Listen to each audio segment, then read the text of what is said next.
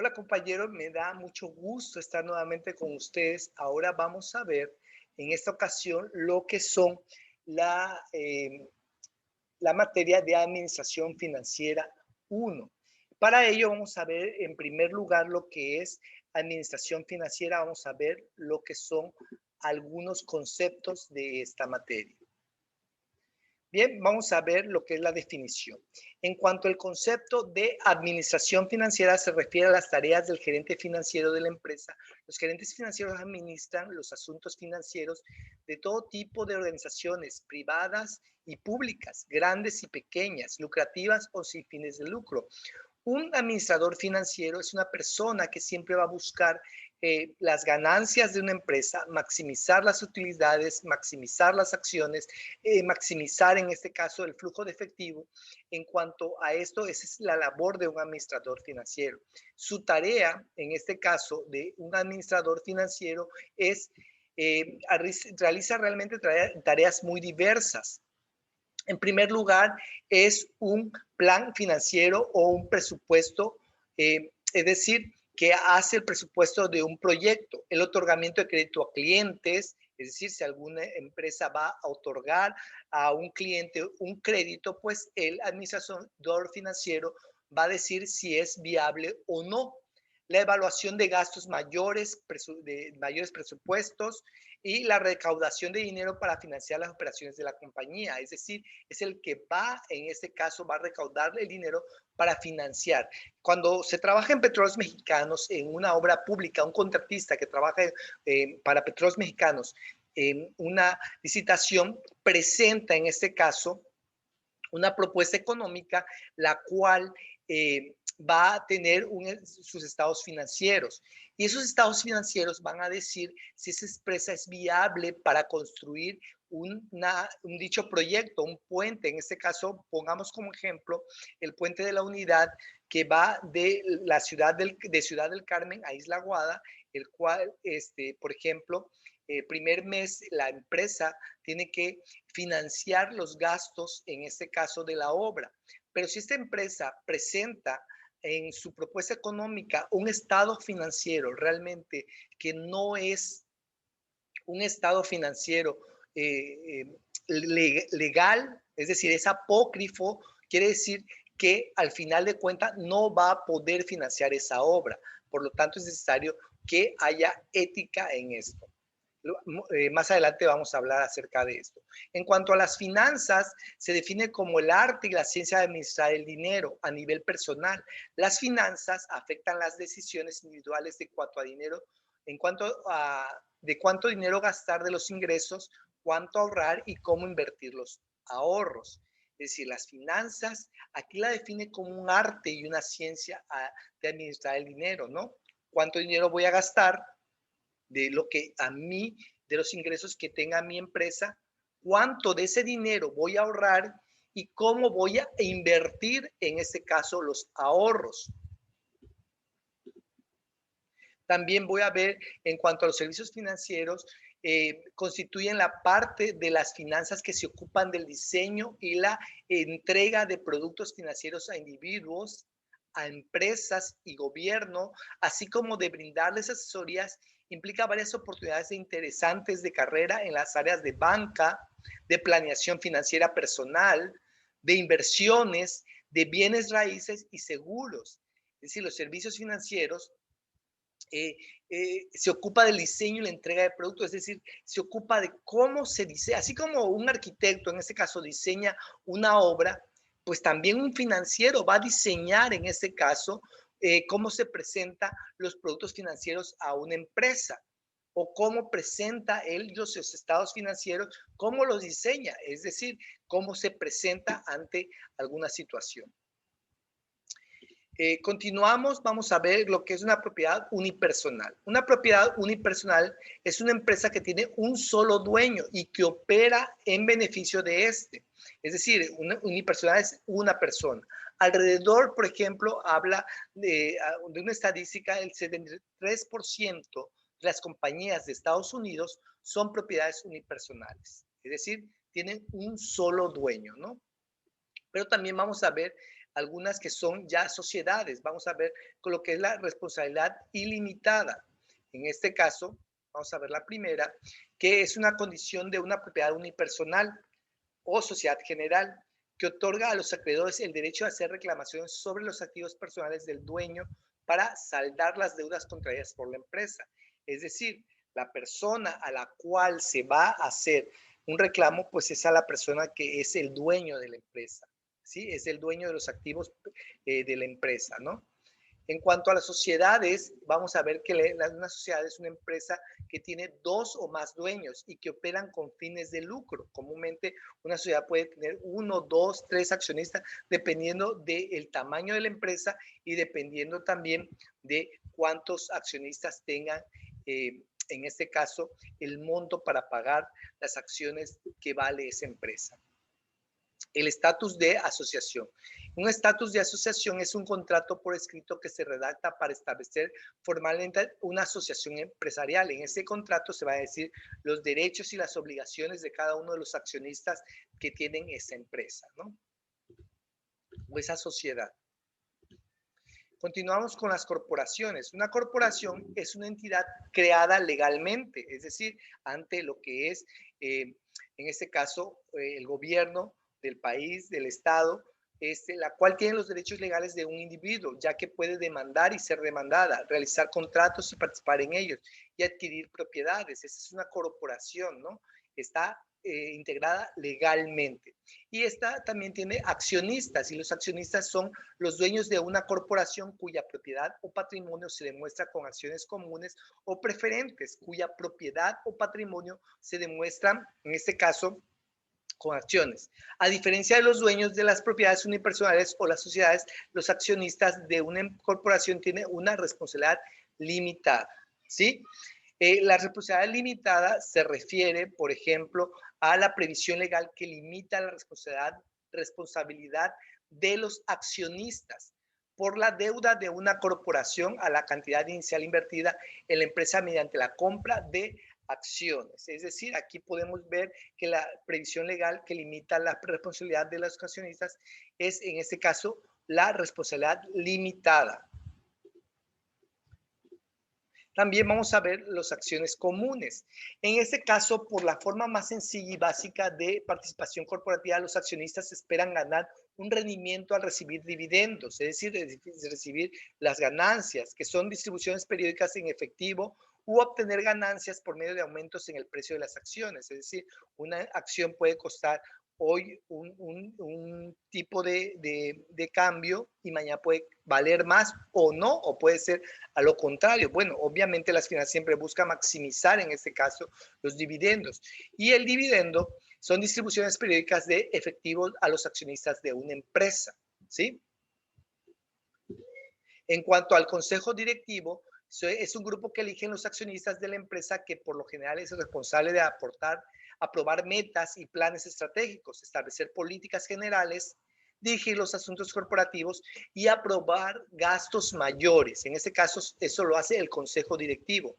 Y el CEO, que es una abreviación en inglés, que es el Chief Executive Officer, es responsable de dirigir las operaciones diarias de la empresa y de aplicar políticas establecidas por el Consejo Directivo.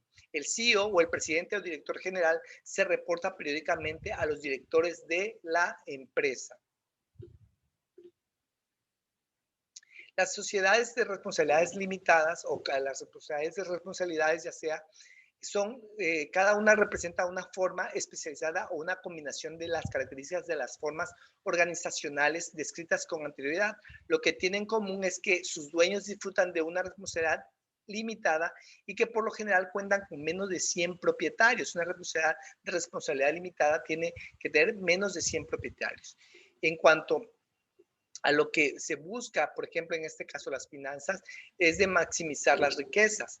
Las finanzas nos dicen que la meta primordial de los administradores es maximizar la riqueza de los dueños de la empresa, los accionistas. La mejor y más sencilla medida de la riqueza del accionista es el precio de las acciones de la compañía. Es decir, en cuanto a las finanzas, nos dicen que su meta primordial de los administradores es maximizar la riqueza. Aquí estamos hablando de una empresa con fines de lucro. y las ganancias por acciones. En cuanto a las ganancias por acciones, vamos a ver que el monto obtenido durante el periodo por acción común en circulación, que se calcula al dividir las ganancias totales del periodo que están disponibles para los accionistas comunes de la empresa entre el número de acciones de circulación. Es decir, ganancias en circulación, por ejemplo, en este caso, son las ganancias totales del periodo entre el número de acciones en circulación. Esas serían las ganancias por acción, ¿sí?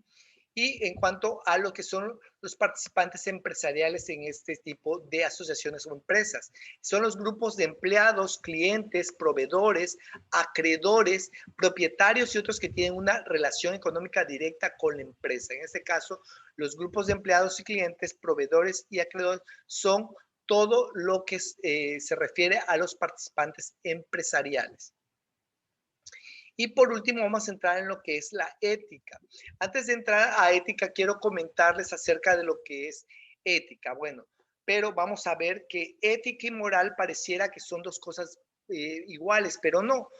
Mientras que la moral es algo colectivo, que es aceptado por, en este caso, las empresas, la sociedad, el entorno donde yo vivo, la ética es más personal.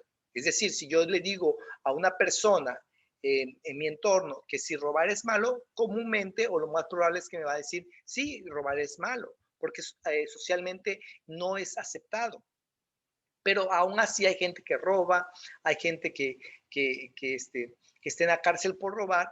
Quiere decir que socialmente es malo, pero esa persona no lo hizo personal. Es decir, si socialmente es malo robar, pero cuando digo yo, para mí es malo, ya lo vuelvo ético porque ya lo vuelvo hacia mi persona.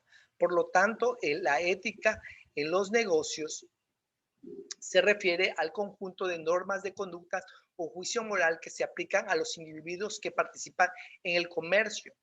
Las violaciones de esas normas en las finanzas implican varias acciones: contabilidad creativa, entre comillas, administración de las ganancias, presupuestos financieros engañosos, mal uso de información privilegiada, fraudes, pagos exorbitantes a los ejecutivos, atraso en las fechas de opciones de suscripción de acciones, sobornos y cobro de comisiones. Siempre, por ejemplo, en Petróleos Mexicanos se busca que haya, en este caso, una carta responsiva donde ellos firmen que están declarando, bajo protesta de decir verdad, que toda la información, ya sea tanto económica como técnica, es verdad. En cuanto si esa información económica o técnica, en cuanto a los estados financieros, son reales o no, la empresa se hace acreedora a sanciones que pueden, por ejemplo, cancelar. En ese caso, si una empresa miente a una institución gubernamental, paraestatal, como sería Petróleos Mexicanos, para ganar una obra, al final de cuentas esta empresa sale sancionada y ninguna secretaría, ninguna, en este caso, organización del Estado va a contratar a esa empresa. Se le hacen por periodos de 5 o 10 años o se limitan, ahora sí que ellos mismos se ponen la soga al cuello y nadie puede contratar a esa empresa porque se boletina a nivel nacional por hacer fraudes, ¿no? En cuanto a eso, estas consideraciones éticas, vamos a ver que Robert A. Cook, un estudioso de ética, sugiere usar las siguientes preguntas para evaluar la viabilidad ética de una acción propuesta. En número 1, la acción es arbitraria o caprichosa. Se le señala injustamente a un individuo o a un grupo. La acción viola los derechos morales o legales de algún individuo o grupo. La acción se apega a las normas morales aceptadas. Existen cursos de acción alternativos con menos probabilidad de ocasionar daños reales o potenciales.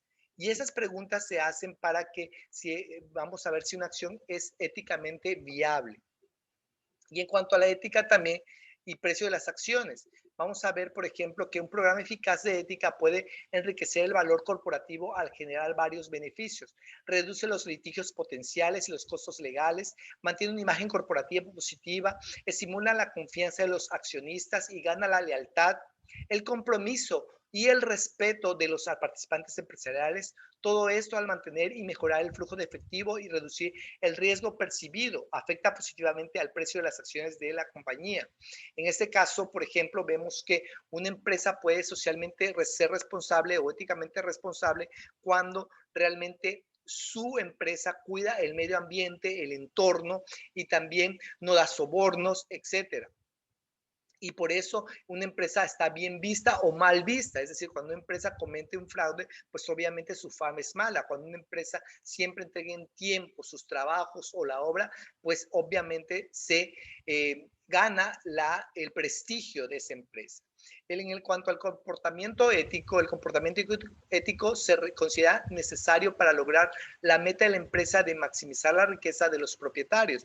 Es decir, si una empresa se comporta de manera ética, pues obviamente esa empresa va a estar reconocida tanto a nivel nacional e internacional y, por ejemplo, siempre va a estar bien vista. Pero cuando una empresa hace todo lo contrario, obviamente no va a estar bien vista. Y esto podemos traspolarlo a nuestra persona. Cuando nosotros obramos de buena fe, cuando nosotros somos personas íntegras, honestas, realmente vamos a tener en este caso un buen nombre, un buen prestigio, porque finalmente cuando perdemos eso, un buen nombre y el prestigio, realmente, compañeros, lo perdemos todo. Entonces siempre tenemos que cuidar eso, porque es muy fácil perderlo, es muy fácil para todos y no vale la pena realmente por algunos pesos, algunos centavos, algún tipo de dinero. No, lo que necesita México finalmente no es gente que se compra ni que se venda, sino gente de de una sola medida, gente realmente con escrúpulos y gente realmente que sea éticamente responsable. Bien, ahora les dejo todas estas láminas para que la vayan estudiando porque de esta primera láminas y de las actividades que les vaya yo dejando va a venir el examen, pero sobre todo de esta y como la tercera también asignación, como lo hemos visto siempre, para que por favor se preparen para estudiar para el examen. Quiero decirles porque me da mucho gusto estar con ustedes y vamos a iniciar este periodo para que de clases echándole todas las ganas y siendo responsables también en nuestras entregas y cada uno de los integrantes de los equipos asuman su responsabilidad. Me despido de ustedes y espero, nos vemos hasta la próxima y espero que trabajen en equipo y en armonía. Muchas gracias y hasta la próxima. Dios les bendiga.